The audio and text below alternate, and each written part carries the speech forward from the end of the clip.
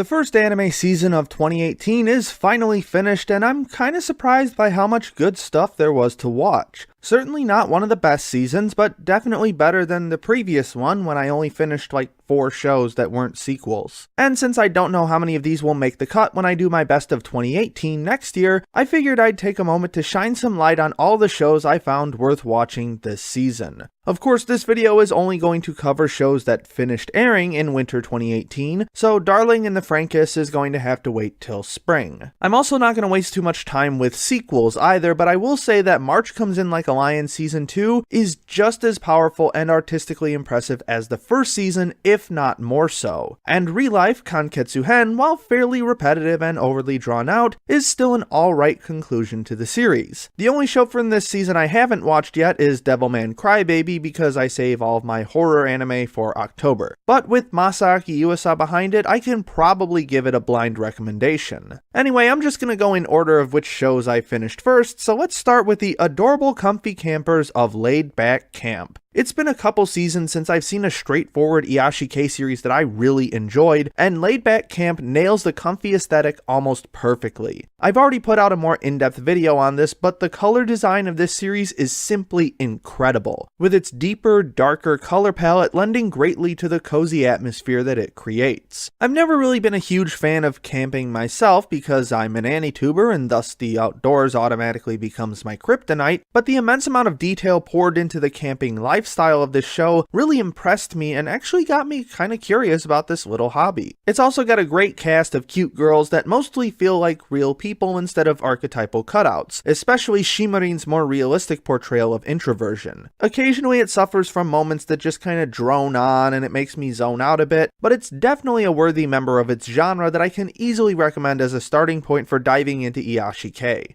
After that comes what is probably the most popular show of the season, The Ancient Magus's Bride, which is definitely the show that I have the most to say about and also the most conflicting feelings about. This might come up in a later video, but there's so much good and so much bad in this show that it's almost impossible for me to accurately put my feelings for it into words. Of course, I'm literally getting paid to do that, so let's give it a whirl. The first half was an incredible display of creativity and magical wonder that puts it squarely in the fun things are fun portion of my brain. And Wit Studios' passionate and imaginative animation kept me enraptured despite a few moments being overly sappy or overly dark. It even has one of the best soundtracks I've heard in a while, strong enough to rival other contemporaries like Made in Abyss and Little Witch Academia. The second half, however, is a hot mess of themes and ideas that get so jumbled and tangled up that it's almost impossible to understand what the show is actually trying to say. I understand what's happening in the plot,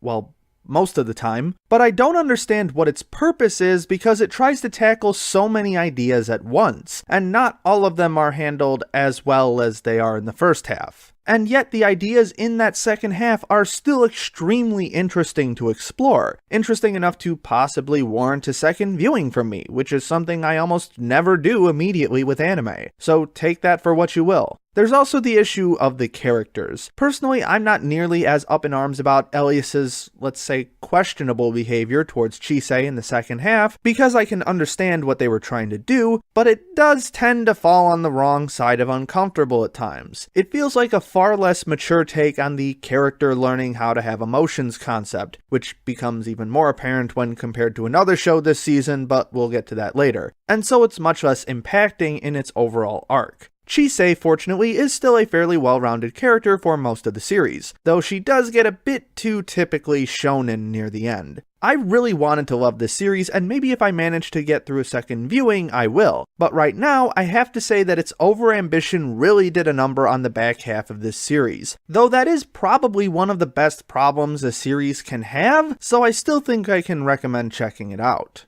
Of course, I didn't have too much time to brood over Magus Bride because another even crazier show happened to end on the same day. That, of course, being the living meme itself, Pop Team Epic. If Magus Bride was the mega hit meant to grab a huge audience, Pop Team Epic is the underground cult series that redefines what it means to be one of those weird Chinese cartoons. This show is a master of parody to the weirdest degree, often going for jokes where you need a bizarrely specific body of knowledge to even understand. But honestly, that ends up making it all the more strange and hilarious. On top of that, there is an obscene amount of thought and effort put into the production behind each skit and the variety of presentations that they cycle through. From traditional animation to CG to pixel art to glass painting to stop motion to even live action, this series quite literally does it all and does it really well. And yes, you do have to watch both halves of each episode. Despite mostly being a rebroadcast aside from changing the lead voice actors, the second half always has some small changes that add a great deal more to each scene, especially in the last 2 episodes. It's not a perfect series by any stretch. Like I said, there are some skits that I just didn't get, but if you're looking for something that's,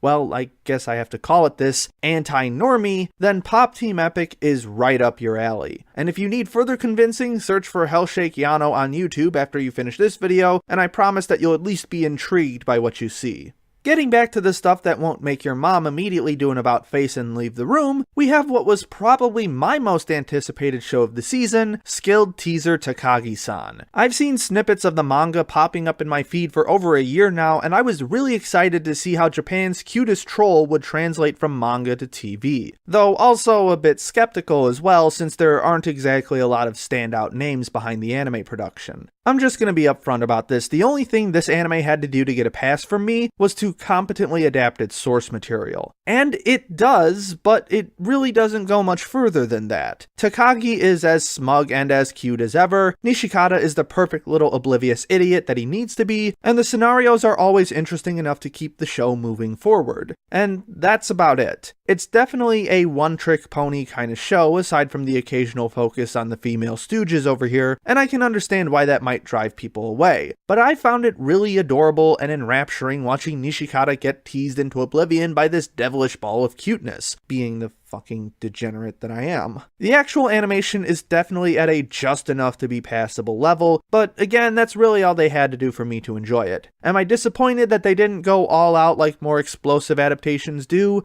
Yeah, a little. I'm not trying to make excuses for it or anything, and I would like to see a bit more effort from possible future seasons, but in the end, what really kept me going, even when I thought the jokes were getting kind of old and when the animation wasn't holding up, was just how pure and adorable the whole series is. It feels like there's a genuine connection between these two characters, and really there's not much more you can ask for with this kind of series. I left with the same warm, fuzzy feeling that I came in with, and that's good enough for me.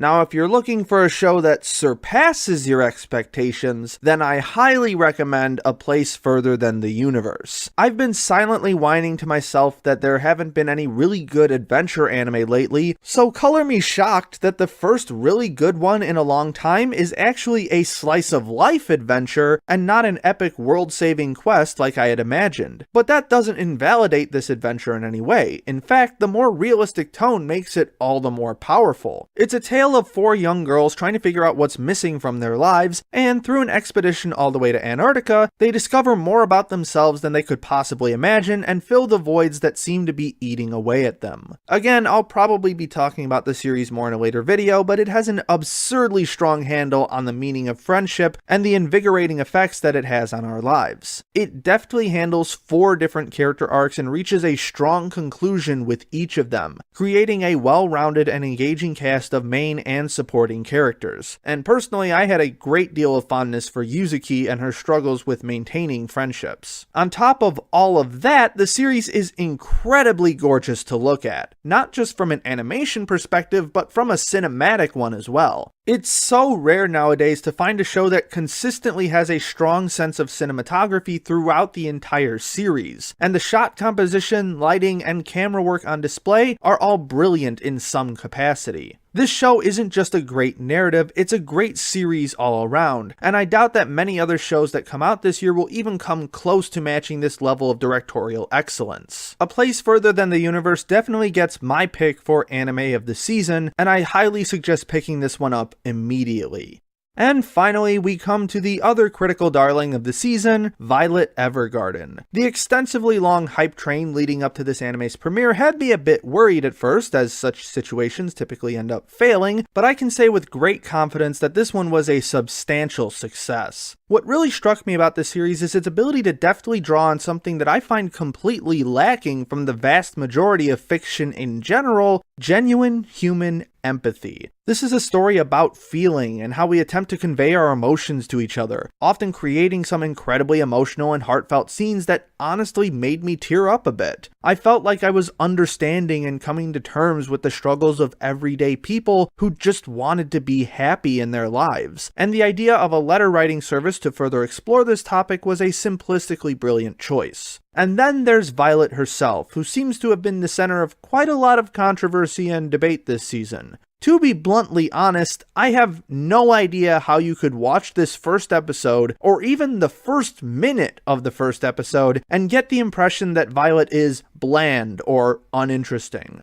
I wouldn't say that she's the most interesting character of the season, but despite being yet another example of the character learning how to have emotions archetype, her example is handled much more expertly. And you can see a gradual growth of her character and expansion of her understanding of human emotions as the series goes on. Unfortunately, I still have a few problems with this series, as there are a lot more structural issues than I had anticipated. The last 2 episodes in particular felt only tangentially related to the main themes that the series had been relying on for most of its run, though I can at least understand what they were getting at, kind of, and we really didn't need this big dumb action scene in the penultimate episode involving characters with no combat experience just for the sake of a big dumb climax. The series also has its fair share of overly sappy moments, especially near the end, but again, the sheer wealth of genuine emotion that can be gleaned from this series makes the show worth seeing on that alone, and the absolutely fantastic animation and cinematography make this an extremely gorgeous viewing experience. It's got its flaws, yes, but it's still definitely one of the best of the season. And that about wraps up my thoughts on Winter 2018. If you're wondering about overall rankings and such, here's a quick look at my scores for each series, though I wouldn't put too much stock in what's essentially a set of arbitrary numbers. If there's a series you were curious about that I didn't mention, then it means I dropped the series at some point and wouldn't really consider it worth watching. There were a lot of very near hits that I had high hopes for, but ultimately found lacking substantially in some way, but that's just how it goes sometimes. In any case, thanks for sticking around to hear my thoughts on the past season of anime. I've never done a seasonal recap video before, so it's been an interesting little experience for me. And if you enjoyed this video and want to see more, be sure to like and subscribe so you can stay up to date on all my latest content. Special thanks to Jan Rogalski, Rourke Tenjoin, Kushina Minami, and all my other patrons for their generous support. My name is Ember, and I'll see you next time.